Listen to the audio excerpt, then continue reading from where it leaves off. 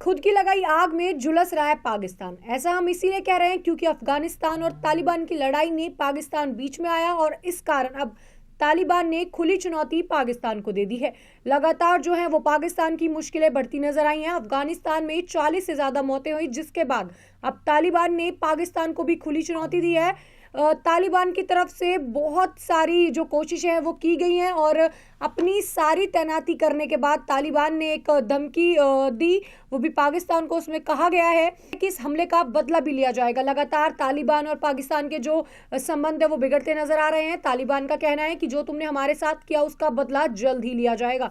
लगातार अब तालिबान एक भयंकर देश बनकर सामने उभरा है। तालिबान ने बहुत से देशों को अपने नीचे कुचल दिया है। आइए जानते हैं पूरी रिपोर्ट। अफगानिस्तान पर हुए हमले में करीब 4 दर्जन लोगों की मौत हुई। इसके बाद तालिबान ने पाकिस्तान को खुली चुनौती दी और इस हमले का बदला लेने की बात कही। इन सब घटनाओं के बीच एक बार फिर से तालिबान का नाम उभर कर सामने आया है। तालिबान का पाकिस्तान से पहले अमेरिका, नाटो, सेना और अफगानिस्तान के पूर्व के शासन के साथ लंबा संघर्ष चला और आखिरकार उसने पूरे अफगानिस्तान पर अपना कब्जा कर लिया। इन सब के बीच ये सवाल उठना स्वाभाविक है कि आखिर ये तालिबान है क्या, किन लोगों को तालिबान कहा जाता है और उनका मकसद क्या है। अगर तालिबान के बारे में पूरी जानकारी चाहिए तो हमें कुछ दशक पीछे जाना पड़ेगा, जब अफगानिस्तान से सोवियत रूस की सेना वापस जा रही थी।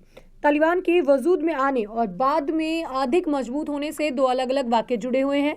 1990 के दशक में जब रूसी सैनिक की अफगानिस्तान से वापसी हुई तो तालिबान मौजूद था। वहीं दूसरा वाक़या 2021 का है, जब अमेरिकी सेना अफगानिस्तान से वापस बुलाई गई, तब भी तालिबान मजबूत रूप से अफगानिस्तान पर छा गया था। अफगानिस्तान से रूसी सैनिकों की वापसी के बाद 1990 के दशक की शुरुआत में उत्तरी पाकिस्तान के मदरसों में तालिबान का जन्म हुआ था।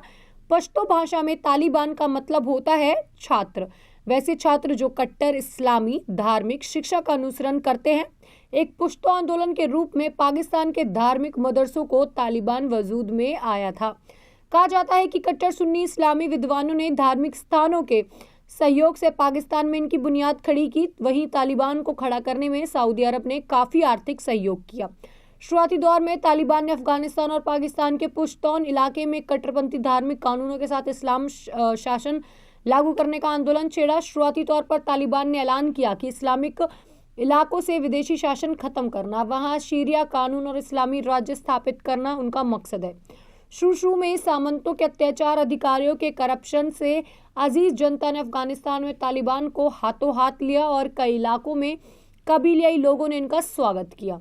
बाद में धार्मिक कट्टरता ने तालिबान की इस लोकप्रियता को भी खत्म कर दिया, लेकिन तब तक तालिबान इतना ताकतवर हो चुका था कि उससे निजात पाने की लोगों की उम्मीद खत्म हो गई। माना जाता है कि शुरुआती दौर में अफगानिस्तान में रूसी प्रभाव खत्म करने के लिए तालिबान को अमेरिका ने भी समर्थन दिया था। 9/11 के हमले में अमेरिका का नजरिया तालिबान को लेकर बदल गया था, क्योंकि अफगानिस्तान के पहाड़ी और कबीलियाई इलाकों में काबीज तालिबान ने ही अमेरिका और यूरोप विरोधी आतंकी गतिविधियों को संपोषित कर रखा था। अल-कायदा जैसे आतंकी संगठनों का संरक्षण करने और अमेरिका सहित यूरोप में आतंकी हमलों को प्रायोजित करने को लेकर अमेरिका खुद तालिबान के खिलाफ युद्ध में उतर गया था। अफगानिस्तान जिस पर तालिबान का कब्जा हो चुका था, वहां अमेरिकी सैनिकों ने काबुल, कंधार जैसे बड़े शहरों के बाद पहाड़ी और कबीलियाई इलाकों से तालिबान को खत्म करने का अभियान शुरू कर दिया। अमेरिकी और मित्र देशों की सेनाओं को 20 साल से भी सफलता नहीं मिली। खासकर पाकिस्तान से नीचे इलाकों में तालिबान को पाकिस्तानी के समर्थन ने जिंदा रखा। आखिरकार 2021 में अमेरिकी सैनिकों की वापसी के बाद